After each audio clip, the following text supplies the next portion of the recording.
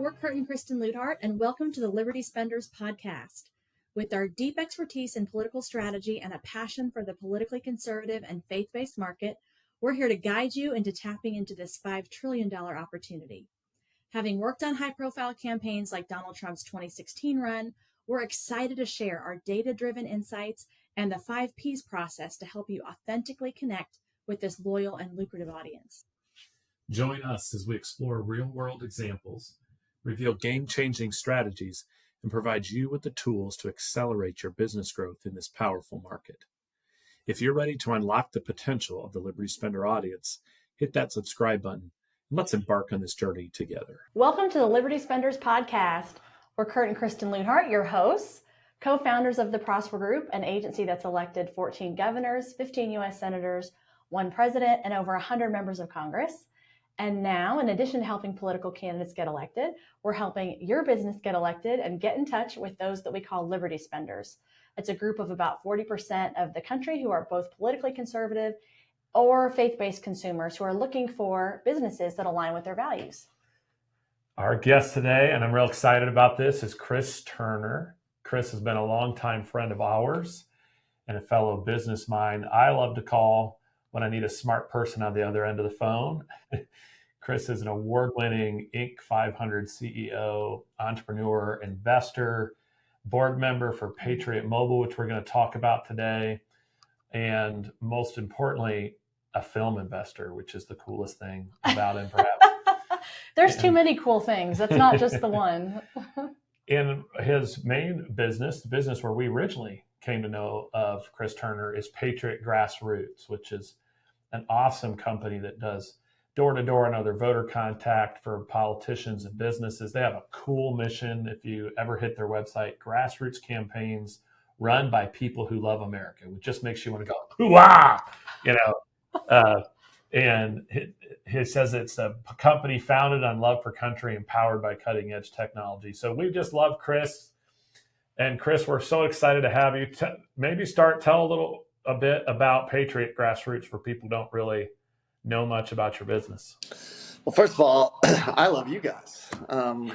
It's such an honor. And I think of you all as not just patriots, but also great business minds as well. So this is really fun.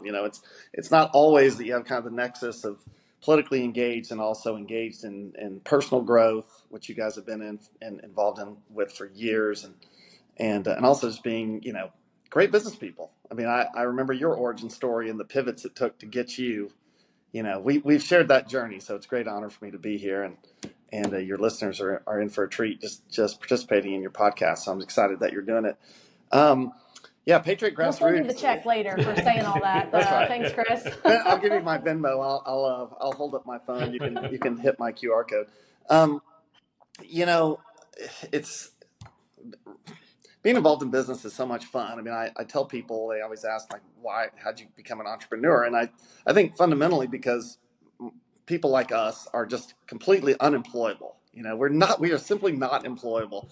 So we have to do something. And that something is usually launching a business that hopefully we're passionate about. And in this case, usually, fun entrepreneurial businesses that really have traction are those that are built on a frustration. The entrepreneur is like, this is not right. We encounter something and we want to change it. And again, in this case, the origin story, we can go as far back as you want, but just, in kind of the more recent sense, we remember the Obama years and all the success they had on the ground and all the ballyhooed, tactics that they have in the massive army. And they put us to pasture for a little while, for about 8 years there, because we had no answer for the kind of that grassroots ground game machine. And so, I launched businesses in this space to answer that call, because we certainly have enough amazing people who want to get involved. They needed a flag. And the coolest thing, just seeing you, Kurt, like get visibly excited about our mission statement. Like, that's the point. That's the point, is so many people are, kind of toiling away in their lives. I mean, we have kind of a limited number of minutes on this planet, and to go into a business that you're not excited about seems like a prison. It doesn't seem like a life I want to live. And so you've really tied into it. I mean, we tried to create an experience for our workforce where they can go out and be engaged in meaningful work, purposeful work, saving the country, and meeting our voters where they are, and calling them to action in some form or fashion. And now branching out into more of the private sector world of what's called relationship marketing or loyalty marketing. I mean, companies need to reach their audiences and their consumers, just like candidates and causes need to reach their voters. So that's what we're trying to do. Yeah, well, he definitely does get excited, and we're still being humble, I think, about your background and your journey, and so I appreciate that about you, Chris, and also just that you mentioned personal development, and I know we've had a lot of conversations about that, a lot about how can we as business owners help our ecosystem, how do we invest in startups, all of those things. So we really are both excited to be chatting today. And Kurt reminded me of an interesting tidbit. I'll let you share that. Yeah, I was telling her, speaking of business minds, I know it was Chris who first introduced me to the concept of the Patriot economy, this idea that there were businesses and there's a customer base, which we're calling liberty spenders, but at the time was, Chris was just talking about the Patriot economy, but there are businesses that and customers who just want to buy from people who align with their values. And I still remember that conversation down in Texas, because I think we talked about Grant Cardone and a couple other stuff in a coffee shop. And you're maybe even a little ahead of us on this. You're a board member of Patriot Mobile, which is probably one of the biggest in this space. And so you know more about it than anybody. And I thought, when did you first start seeing this emerge as a trend in kind of the consumer world? Yeah, it's interesting. I mean, I remember that conversation, obviously. And at the time, and I didn't go buy it because I didn't really need it. But at the time, I was thinking about this concept. And not claiming that idea was mine. There are probably thousands and thousands of people that had thought about the same thing. But I went on to GoDaddy to see if patrioteconomy.com or .org was available. And at the time, it was available. So that tells you that not that many people were thinking about it, Right. And that's always my litmus test for, is the idea stale? Can you just go buy the category URL, and in that case you could. So I was like, okay, well, that's interesting. To me, it just seemed inevitable. The left, obviously they've weaponized consumer behavior for years. So it's not like I had any big insight. It's just look at what the other side is doing and realize that there's an opportunity. Again, the entrepreneurial mindset is, okay, this is our new reality.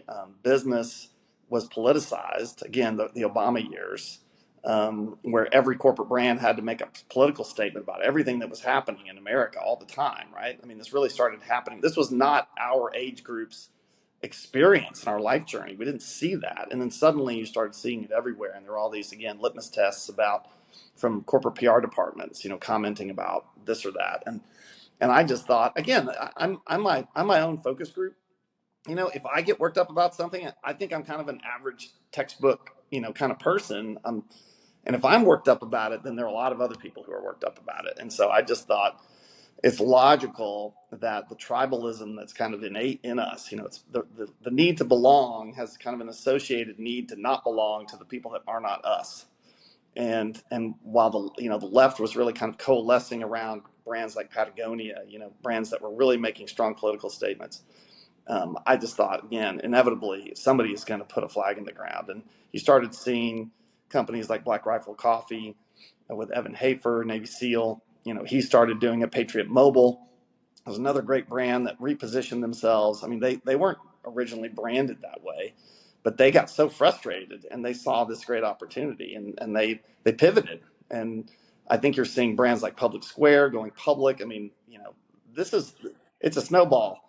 It's a snowball. And I think that I view now all of the center right or right of center customers, all the Republicans, libertarians, you name it, that are out there doing business with brands that clearly do not support their values.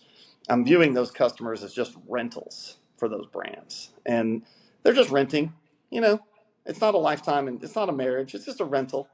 And I think businesses on our side have an opportunity, as long as we can demonstrate performance, that we're same or better when it comes to service quality or product quality and pricing, and then customer service. If we can create a same or better experience, then those rentals are going to turn into marriages on our side. You know, we believe in marriage on our side and the family, and so we're gonna bring our people home.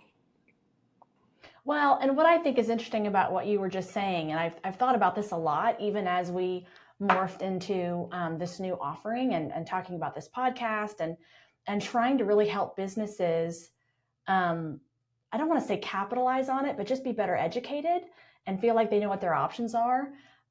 Is that you mentioned tribalism, which is true, and there's this balkanization happening, and where Kurt and I come at this, and I'm sure you do too, as like you said, as a business owner, as an entrepreneur, is okay, you want to see these trends and how can you maximize those. But it's also, for us, it's really about helping any business just understand what's happening in the market and how they can use that to grow their business and add more value. As a fundamental principle, that's what we're here to do, is add value, serve people better. I'm not, I know that none of us are really motivated by trying to add division. Now those things naturally happen, but that's what I think is so fascinating about you and your business journey too, because one of the other reasons that we have connected with you so much is that you have built multiple businesses that have some of our same clients. And you do a lot of the toughest work out there, knocking on doors, making contacts. You mentioned, doing, I think, texting and some other work too. And so, like you said, that all came out of frustration or seeing an opportunity and how you could provide something meaningful and valuable for your current employees. And so I know that heart is there. And I wanted to hear more about what led to you starting that business. Because like you said, that's been such a driving force, I think, that's led you to now all those other businesses since then. Yeah, well, everybody is on a journey, as we said, and everybody wants to be the hero in their story, as you know. So I'm no different. We all want to be the hero.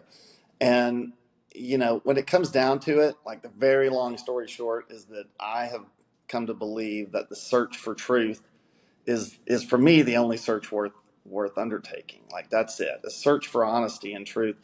And so how do I bring that into the world? And what I decided I wanted to do was to have really amazing conversations, honest conversations with millions of people all across the country, and to just sit and listen. And my personality type is big talker. Like I can talk to you guys for 24 hours straight, and as long as I have a little glass of water, I'll be fine. So I do talk a lot, and I've had to accept and forgive myself for that. And I really have learned that there's so much more value in just sitting back and building rapport and just listening to people. And I think that's the gift. I mean, you mentioned, in the end, we always want to use our powers for good. And yes, it is about, we are business people. We are about segmenting populations and creating diversified offerings. And there's no That's right. product. There's no Our product. business. Yeah, right. I mean, there's no product that's all, everything is differentiated, right? I mean, you make a choice every single day, Wendy's or McDonald's, and Wendy's is better for us. Wendy's is a center right position business. I would rather know that so I can go do business with them instead of one of the other fast food places, because my kids like them all. That's just reality. So I don't. We're Chick-fil-A people here, so Well, pretty diehard. I think I'm at their top level of their rewards program. So there you go. So if we want to get into that discussion, we can. But no, we're down. Like I go to Chick-fil-A, minimum once a week, and it's the same thing. I think what we want to do is help people create a life where they know, where they're just happy. And what I want to do is to help connect all of us together to remind us that, hey, Chick-fil-A, those guys are on our team. I'm not alone. Like these people down the street, they're with me. I'm not alone. Nobody wants to feel alone. We are the majority of this culture. So, in terms of the business, as I said, it starts with the search for truth. The tactic is a great conversation. And the rationale, the reason was actually the first job I ever had, like real job out of college, was I was working for George Herbert Walker Bush, his reelection campaign, and I was like the peon's peon. Like I was the lowest of the low on the totem pole in that race. And I got into what was called the Office of Strategic Information, which was the polling office. And I was the youngest guy. I was 20 years old. And so I got to stay up all night, every single night, all night to get what are called the overnight tracks, right? The tracking polls in all the battleground markets. And so I was assigned one question, and it's called the verbatim question. So you go through a survey, you answer yes, no, or maybe 10 times. And then at the end, there's this magical question that's like a catch-all, and it's called the verbatim question. And it reads essentially, is there anything else you've read or seen or heard that you'd like to talk about? And then the survey taker, the survey professional is typing away at whatever words you're giving them. And then I would get all of those responses every single night, and I would read them, and I would create a 1-page to 1.5-page memo for the White House every single day. So I was a 20-year-old kid who didn't know anything, reading all this stuff at 3 a.m. and writing a memo for the president, and the chief of staff. I think it was James Baker III at the time, and Bill Kristol, and all of these people we grew up with would read theoretically this thing. Maybe they throw it in the trash, but they could read. And I know people listening aren't going to realize how much of this type of work is done by people at that age, right? I mean, it's built on the backs of exactly a lot young of people, right? And young and unqualified. I was both of those things. And I remember one night I read. You had to pull out. I read it all, and I'm like, okay, tonight we're going to talk about taxes. I think that's kind of the predominant thing that people are talking about.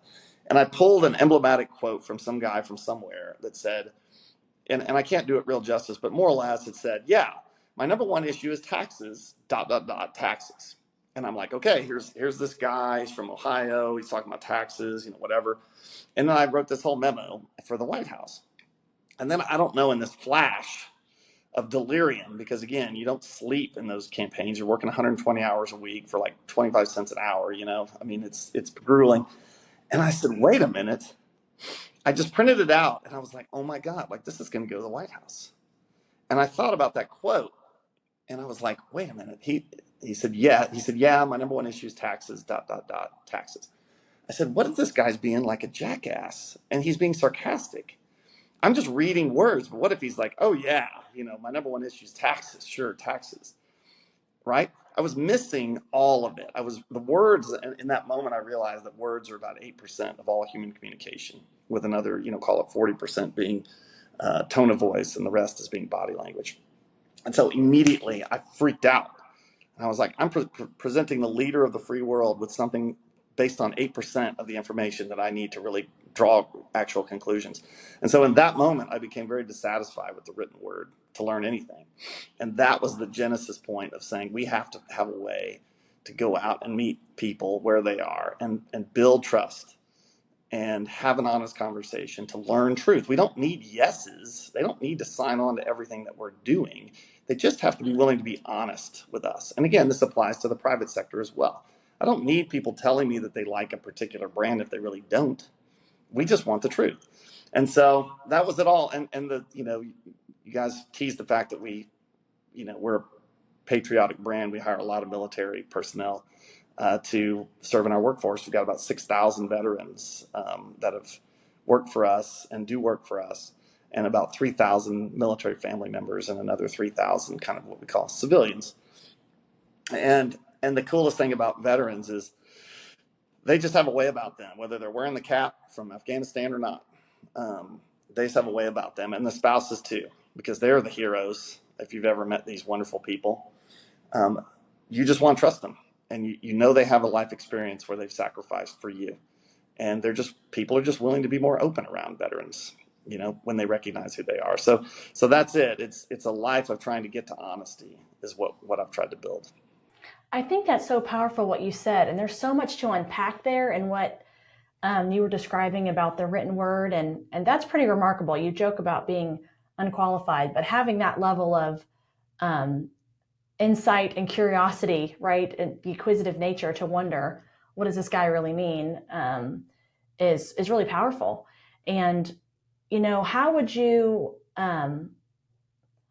extrapolate that? So what I love about this is you're highlighting a couple of things we talk about, and that is even in your choice or how you are employing and building your company culture, there's a value alignment there. But it also serves a business purpose. Like you said, it's not like you're doing it just to feel good.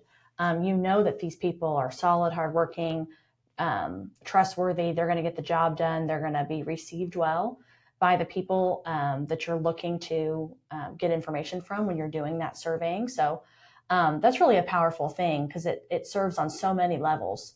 How would you, if you're advising, because you do, and you're advising businesses on this from a, I guess, what would you take from that experience and share with another business owner? Yeah, well, I mean, number one is, Liberty spenders are not just the people that we want to meet and connect with for the purposes of putting them in our lead funnel, right? They're not just sales prospects.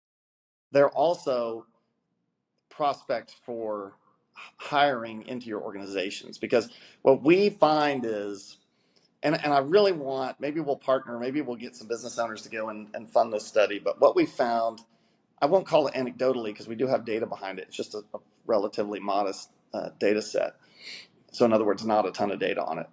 But we have had instances in our business history when we were working on non-political efforts, right? And so we get to hire anybody. And I will just tell you that the source of your lowest productivity workers and all of your HR problems and your wrongful termination suits and all of that comes from a political demographic that is not right of center or center right. It just is. So the center, in other words, I strongly believe that the center right workforce in a, not all productivity is the same in your workplace. And I think that you'll find that your center right worker is doing a very disproportionate share of the work inside of any organization. Right? They are the true heroes because they typically will have a work ethic that is out of range of the population at large, right? Meaning better. They'll put in more effort, they take more pride in their work, et cetera. So, and if you, I don't know if you realize this, but political ideology is not a protected class, right? So you can ask political persuasion in your job interviews. Are you a Republican? Are you a Democrat? You can ask those questions, and you can not hire somebody based on their answer to that question, and that's not protected, meaning you're not getting sued for that at all. So this is something we do every interview, as you might imagine. We ask that very clearly, and it works. So again, Liberty spenders aren't just the people buying our products because we're positioning towards them. They're the Liberty spenders are the ones I want to hire, right, for roles within my organization. Yeah, that's powerful. And I do think that would be an interesting thing to do a deep dive into, because anecdotally, that's my personal experience as well. People who come from a background of responsibility and accountability are the kinds of folks we want. And those folks do tend to lean center right. It's not an absolute rule, but statistically, I think accurate. It's aggregate data. That's what you're saying. Kristen, you're right. It's not about individuals. It's about all. It's the entire population. And if you got to make bets as a business owner, we're all making bets. It's just a data point. Having them be aligned with the company's values is important, right? So considering what you're doing, 100%. It makes even more sense for you to be looking at that, because that has a direct line of influence on the work that they're going to do for you. 100%. Yeah. And they, how it translates as well is, as a business leader, what I'm excited about doing, and I have not rolled this out yet. This is kind of a novel idea, but I've seen it at Patriot Mobile. And I know you guys wanted to talk about this, but the coolest thing about Patriot Mobile, which is, as you guys know, America's only Christian and conservative or Christian conservative telco, we provide mobile phone services. I'm doing this event on a Patriot mobile phone. So if it looks good, sounds good, there you go. In terms of performance quality. www.patriotmobile.com. Get a plug in there. Yeah, well, it's when I joined the board a few years ago, we were at, call it 36,000 subscribers. We're sitting at 100 and almost 40,000 now. Not because of me, I'm the lowest man on the totem pole there as well. It's just an amazing group of people. But what I saw there was, it's relevant to this conversation, because what I saw was people lining up out the door, literally, to become a part of it.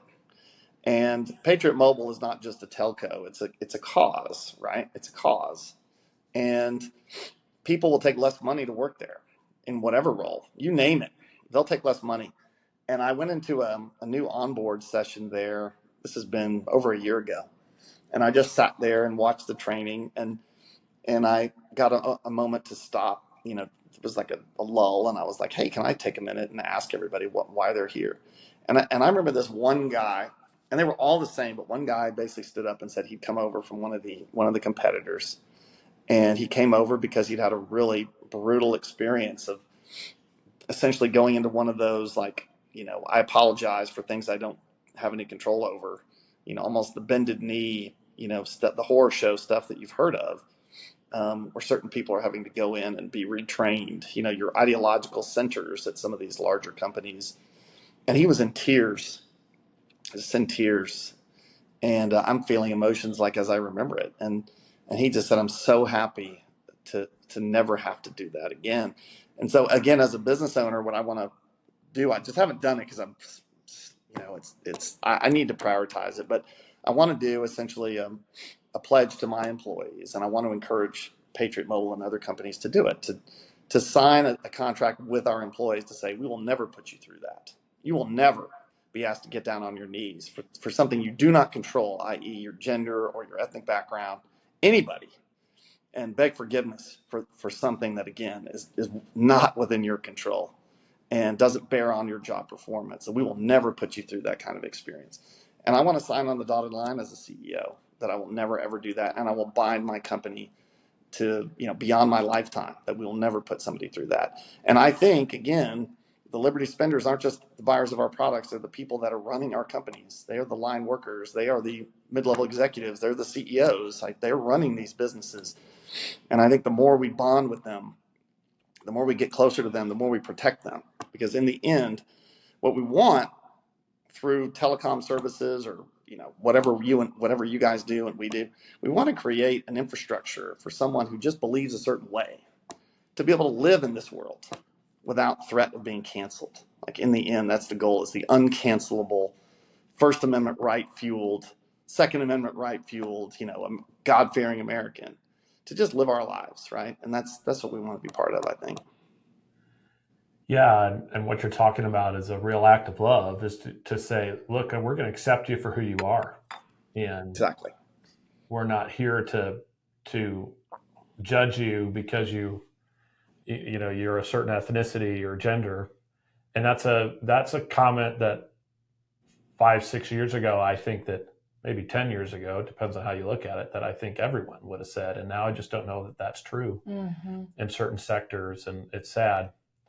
But are also, we went from something that I think, you got me a little emotional thinking about that conversation too. But part of what we're trying to communicate to the world is, here is a situation where if I had to bet against anyone, I would have bet against Patriot Mobile, right? They're entering a market with the biggest players. You're talking about people who spend $1 billion here or there and forget it exists, right? These are telecoms that are international, and here comes this little player based in Texas who wants to grab a little piece of that market. And I would have bet against him. But here's a company who's built a customer base that might be small percentage wise, but I bet that this is a company on its way to $1 billion valuation with that kind of customer base. 100%. 100%. And what you're saying too earlier, which I want to harken back to those who said it, one of the best things you said was the idea that these other businesses, they're renting these customers because they're there because in their mind there is no other alternative, and that's where they got to go. But when they see a company that's 100% aligned with their values, you can not just rent these customers, but you can own them in a good way, right? People who are loyal to you till the bitter end because they know you're aligned and you're providing them a good service. And so it's a giant opportunity for people, even in the toughest of markets. And so when we talk to people about this, one of the first things some of them will say is, man, maybe this is kind of a niche-y thing. And I try to make the point, this is anything but a niche-y thing. You're talking about up to 40% of America who would be impacted in this way. And you could build a giant business in any category. with 40% of America. I mean, you could build a giant business in any category with 10% of America. So it's a really powerful thing. And Patriot Mobile has overcome a lot of odds to get where they are.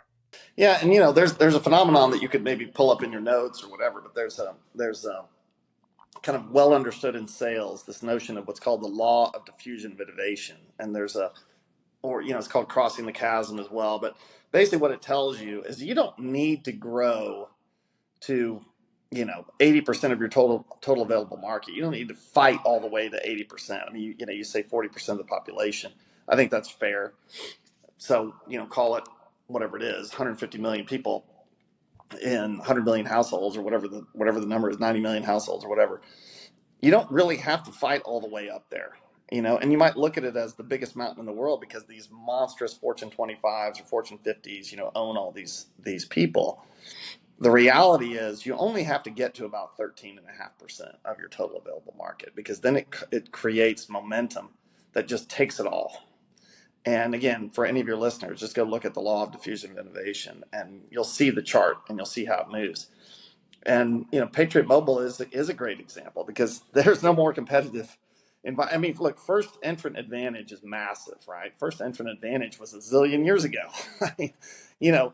Patriot Mobile should have zero oxygen. And the fact that, that they have taken on some capital, there is, they've funded things in a very intelligent way. Our chairman of our board is a very strong finance mind, banking, finance, credit. Like, he's doing the right things to fund the marketing that needs to happen. But ours is just a mind share game. The more that people know about us, the more the calls are inbound. And we're going to be experimenting with some other sales tools. I think that'll be really cool. But, I'm with you, Kurt. I think that this is a $1 billion business.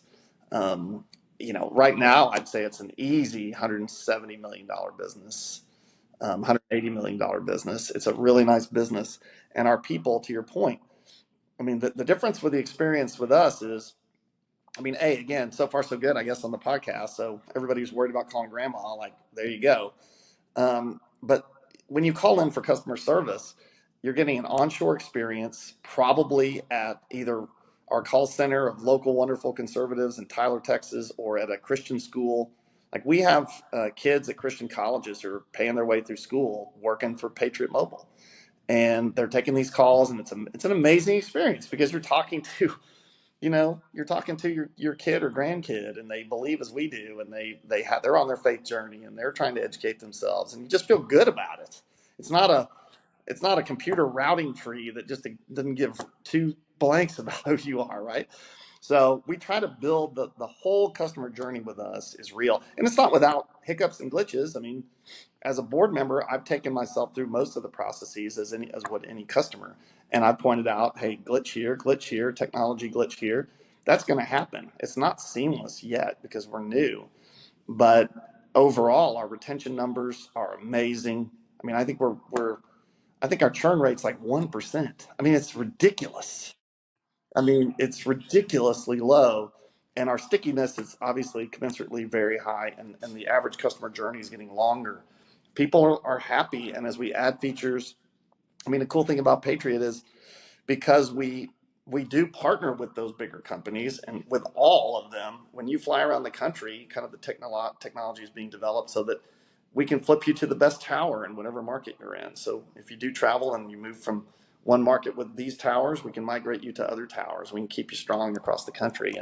And again, the goal in the end is to build a big enough, in my opinion, to build a big enough subscriber base so that if the worst happens, that we have a community that we can migrate to maybe an app, and everybody can still communicate because we've got critical mass, and we've created an environment where we can talk and we can thrive and we can communicate, and irrespective of who's in the White House, which is sad that we're even worried about that kind of stuff. You know what I mean?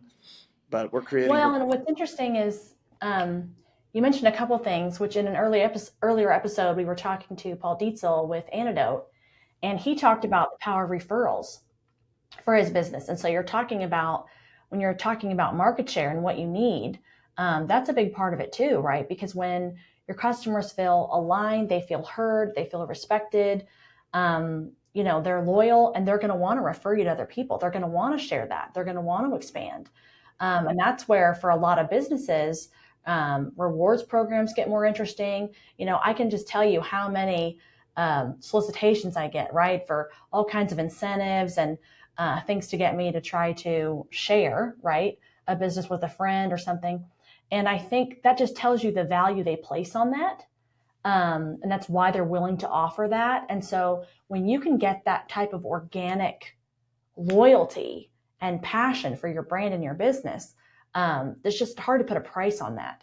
And so as you were describing that, I was thinking about that very thing. And just for anyone thinking about marketing in this way, you have to start doing the math, right, of all the different layers of benefit when you think about values alignment as a way of doing business. Yeah, well, it's, as to go all the way back, I mean, this is the opposite of predatory marketing. I mean, this is the opposite of that. This is literally bringing people home. And I mean, satisfaction levels are up, referral levels up. Just overall, happiness is up. I mean, in the end game, if all of us as business owners can just provide, a little bit of Disneyland for somebody and some aspect of their life, the happiest place in the world used to be when Walt Disney had it. Why would we not want to do that? And okay, we make money creating a differentiated offer for this particular audience that we happen to love and know a lot about. And they're happier, we're happier. Like, what's wrong with that? So right. I just Wonderful. don't get it, but that's why the snowball is rolling, and that's why there's so many of these brands that are starting to do this, because it just makes sense. Yeah. Well, and I think it's a good time as we circled a little bit to the money for a moment to discuss the opportunity. But Chris, you and I have known each other for a long time, and maybe it's just my circle of friends, but I feel like I'm having spiritual conversations with people out of the blue. And I know you and I have had some of those that have been very good. And I think, as we kind of come to the end here, I love to spend a little bit of time on the stuff that really matters, because you and I both know we've built businesses. Chris and I, we've built businesses. And when you don't combine financial success with faith or with a relationship with Jesus, it can often feel empty. And, I know we've talked about this. I thought, well, I'll invite you to talk about this a little bit towards the end. That's a pretty dramatic pivot, but yeah, kind of. Yeah. But I think it's a worthwhile topic, because a lot of our people are tuning in thinking, how can I make more money? And as you and I know, and a lot of others, there's more to it than that. Yeah, and if you think back to the founding fathers and mothers, I mean, it's always either Franklin or Jefferson or both who said that whatever ism we're following, what capitalism or this ism or that ism, whatever structure of the society we develop, that's only going to take us so far. That ultimately the character of our people, right, the values that our people share, this is what America's really about. The ism, the system is a detail that can lead to efficiency in terms of allocating limited resources, but success or failure is about this here. It's the heart of the people. So yeah, I mean, just to be candid, like many people, if you go through a crisis moment, you're gonna return. And I grew up in the Catholic Church, was an altar boy and all of that stuff. My mother's a Massachusetts-born Polish Catholic who, if she hadn't met my dad, probably would have been a nun. It's pretty hardcore. And but during my marriage, I'm recently divorced 5 months ago, but it was a 2-year super painful process. But during my marriage, we really never went to church. It just ceased being a part of our life. And the experience, which was all wonderful in the end, and the suffering, Jesus, like every other brilliant person ever, talks about leveraging suffering. It wasn't taking a pill to get over the suffering. It's 40 days and 40 nights, and it's the work, it's the hard work. That's what I think he modeled for us. And so, during these tough times, a lot of us, myself included, the lost lambs return, and I started going back to church, and I go to a little military church at Camp Mabry in Austin, Texas, because I serve in a military unit once a month. That's kind of my another thing I do to try to give back and to passion for me. That'll be another podcast to talk about that, but it's a great little congregation of soldiers, and I take my little boys, and it's just an amazing thing that, as you guys know so well, like if you go in there with an open heart, open mind, the whatever the homily is or the sermon, you pick your terms, it's always right. It's always perfect. It's always needed. It's just amazing. It's just like, wow, thank goodness I showed up today.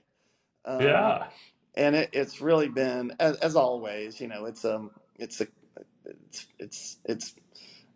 always comes back. And I think, having humility, getting away from this focus on, whatever the narcissistic trends in our society, and stepping back and becoming mindful and trying to be in the military, we talk about leading oneself first. We need to lead ourselves before we can lead others.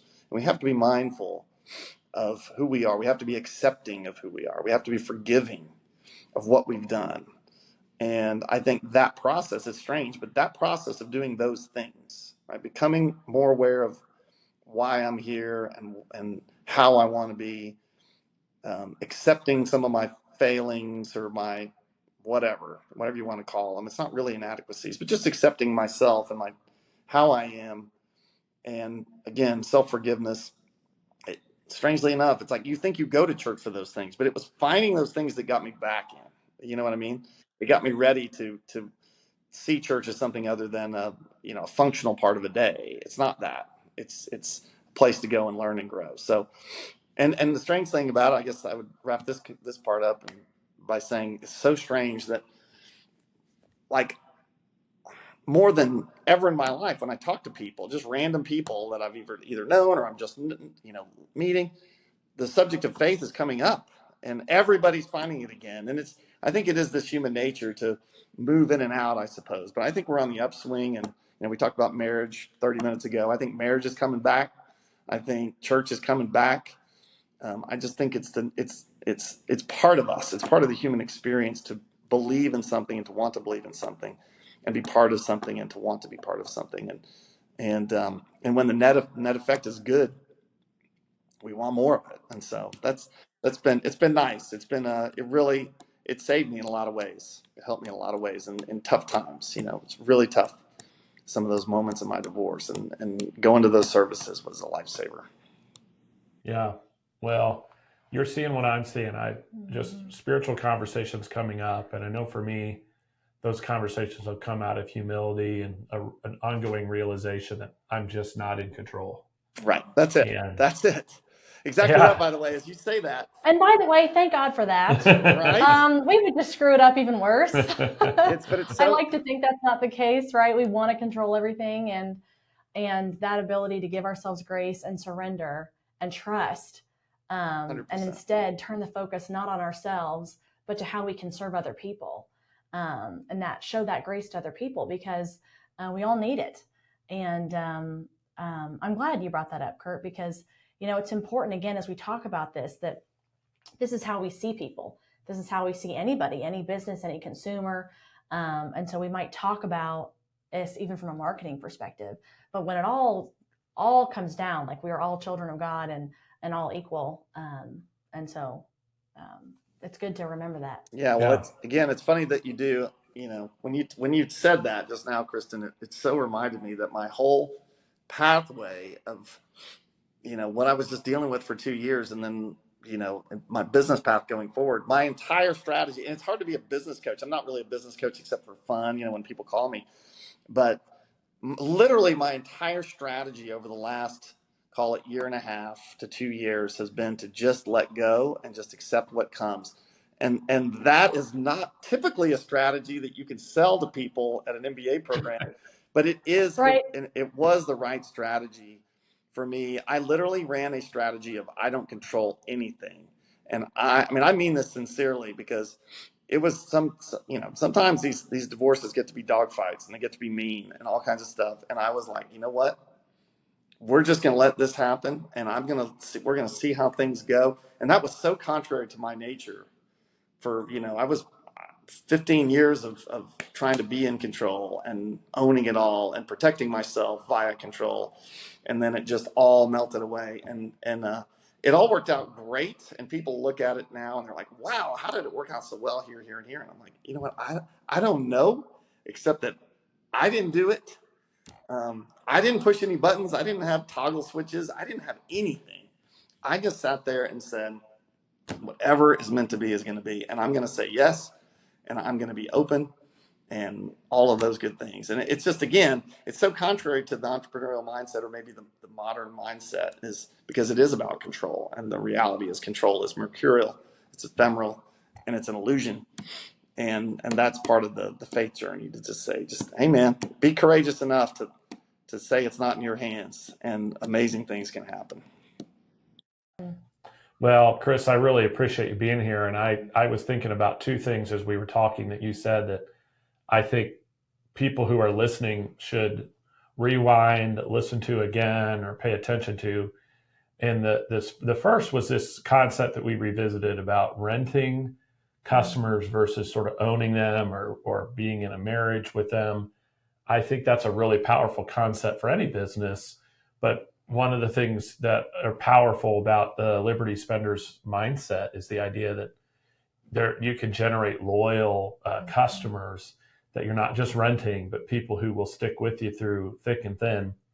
And I think the other thing you pointed out, which is something that I think is also incredibly profound, is these Liberty Spenders aren't just potential customers for your business, but they are people who could be your employees and your leaders in your company. And I think that's an important concept to think about as a business owner. So I really appreciate all this time. And like you said earlier, we probably could have turned this into a Joe Rogan-esque 2.5 hour marathon episode, but we'll maybe just have to bring you on again. Anytime. Yeah, and I appreciate that too. And I got a lot of insight, even just thinking about just the power, like we said, of just choosing those values. And it could be a number of things, because again, as business people, yes, we want to make money. We want to have a profit so that we can take care of our families, so that we can take care of our employees. But it's really all about serving, adding value, and what are the best ways to do that. And this is really a shortcut for anyone who wants to grow. Because again, if we're doing business right, we're adding more value. So therefore it is a net benefit. And so I think you're showcasing that here, not only with your description and showing us a little bit behind the curtain on Patriot Mobile, but also just you and your business and how you lead yourself. So again, thank you so much, Chris. A real pleasure. I have a lot to think about that you shared. And so we thank you. Thank you for tuning in, those of us who are listening. And if you want to learn out more, if this episode was valuable, please subscribe so that you don't miss anything coming up in the future. And if you want to learn more about this Liberty Spender concept and the Liberty Partnership, you can check out libertyspenders.com. And we've got a great AI tool there for you, so you can check that out. And again, I just hope you, if you're listening today, make it a great day. Until next time.